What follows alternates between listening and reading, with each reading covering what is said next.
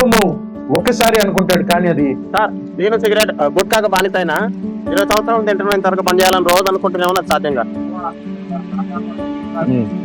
దాన్ని పని చేయడానికి ఫార్ములా ఉంటుందా? ఉంది ఉంది.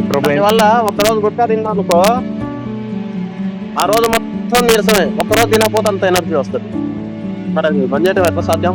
అది ఎలా సాధ్యం అంటే, దేవుడి దగ్గరికి వెళ్ళి, ప్రభా నా హృదయాన్ని మార్చు, నా ఆలోచనలు మార్చు, నా మనస్తత్వాన్ని మార్చు, నన్ను పాపం నుంచి విడిపించు, నేను చేయలేకపోతున్నాను, నేను దీనికి బానిసగా మారాను, దయచేసి నాకు సహాయం దయచేయి, నేను అనేక సార్లు నీకు దూరం అయ్యాను, నువ్వు నా కొరకు ఈ లోకంలోకి వచ్చి మరణించావు, మరణం నుంచి తిరిగి లేచావు. ఓపిక సాయంత్రం వరకు ఉంటుంది, సాయంత్రం కాగితే మళ్ళీ పానంగా ఉంటుంది.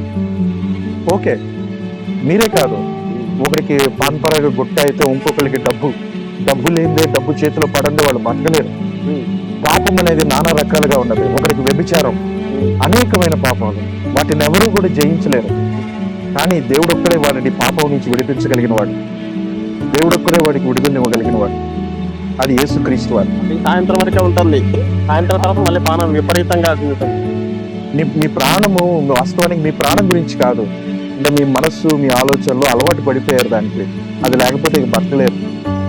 కానీ దాని నుంచి మీరు విడిపించబడాలి అంటే యేసుక్రీస్తునందు విశ్వాసం నుంచి ప్రార్థన చేయండి. చేస్తా పని మీద ఉన్నా రేపు